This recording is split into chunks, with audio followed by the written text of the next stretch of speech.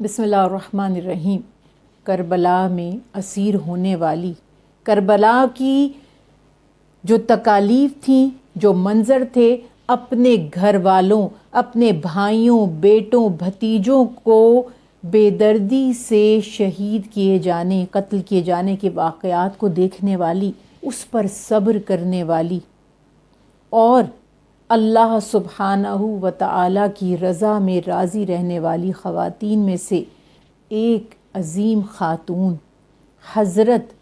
ام کلثوم علیہ السلام۔ حضرت ام کلثوم علیہ السلام نبی کریم صلی اللہ علیہ وسلم کی پیاری نواسی، حضرت زینب کی سلام اللہ علیہا کی چھوٹی بہن۔ نبی کریم صلی اللہ علیہ وسلم نے ہی آپ کا نام ام کلثوم تجویز فرمایا۔ آپ حضرت علی کی بیٹی،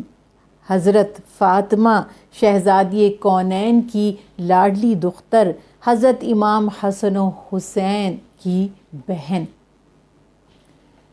کربلا کے میدان میں جہاں دیگر اہل بیت اطہار کی خواتین نے صبر و استقامت کا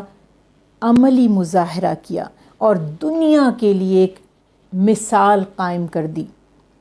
قیامت تک کے لیے ایک ایسی مثال قائم کر دی کہ جس کا کوئی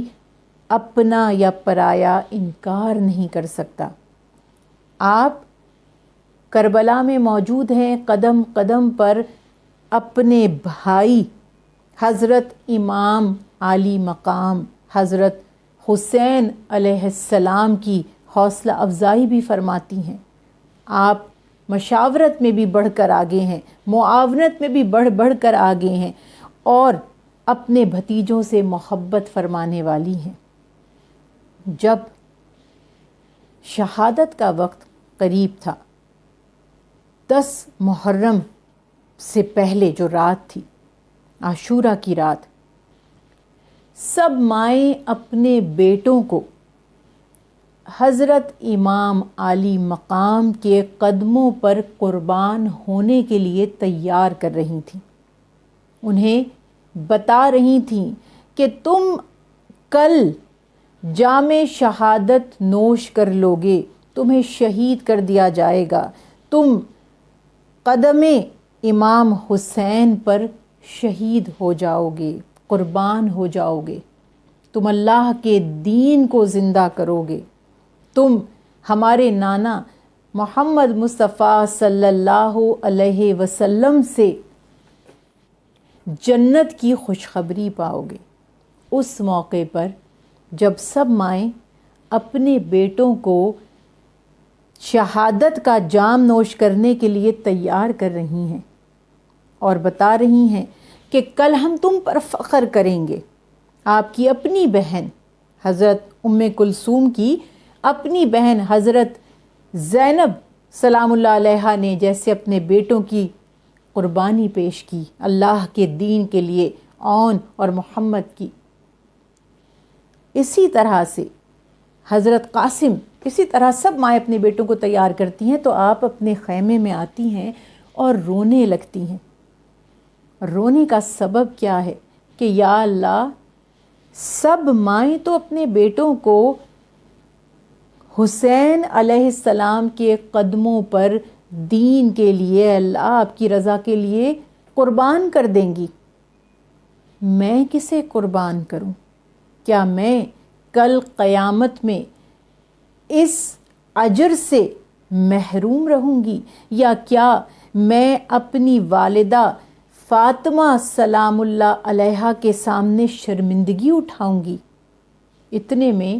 آپ کے بھائی حضرت عباس داخل ہوتے ہیں۔ عباس علمدار فرماتے ہیں کہ آپ کیوں فکر کرتی ہیں؟ جب کل قیامت کے دن سب اپنی اپنی قربانیوں کا تذکرہ کریں گے تو آپ میرا ذکر کیجیے گا کہ میں بھی اللہ کے دین کے لیے امام حسین علیہ السلام کے قدموں پر نثار ہو گیا، اور حق کے لیے اپنی جان قربان کر دی۔ حضرت ام کلثوم کا ایک اور جو سب سے پیارا عمل تھا، جو بہت حکمتوں والا تھا، وہ یہ کہ جب یزید نے یہ سازش کی کہ جس سے ہم نے قتل کیا ہے، جنہیں ہم نے قتل کیا ہے وہ خارجی تھے اور باغی تھے، ان کا اسلام سے کوئی تعلق نہیں تھا، انہوں نے ہم پر حملہ کیا، ہم نے جواب دے کر فتح حاصل کر لی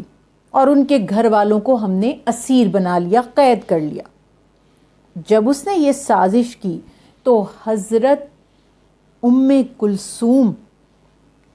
تمام قافلے کی خواتین اور بچوں سے بیان فرماتی ہیں، جب قافلہ رواں ہو رہا تھا، قیدی بنا کر لے جایا جا رہا تھا، کہ جس شہر میں داخل ہونا، جس جگہ جانا، جس دربار میں جانا، با آواز بلند قرآن پاک کی تلاوت کرتے ہوئے جانا، تاکہ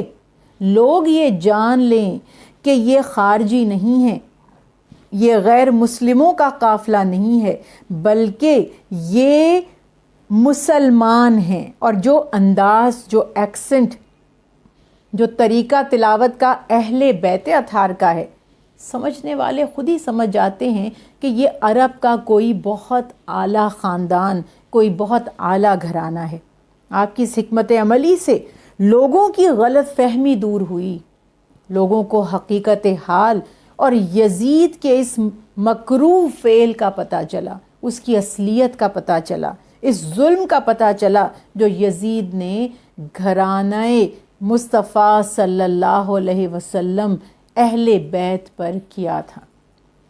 حضرت ام کلثوم جب واپس مدینہ تشریف لے گئیں، جب اسیروں کو رہا کر دیا گیا تھا، یعنی کربلا کے واقعے کے بعد، بیان کیا جاتا ہے کہ تقریباً 1 سال آپ حیات رہیں اور اپنی بہن ام زینب سے تقریباً 80 دن پہلے دنیا سے پردہ فرما گئیں۔ انا للہ و انا الیہ راجعون۔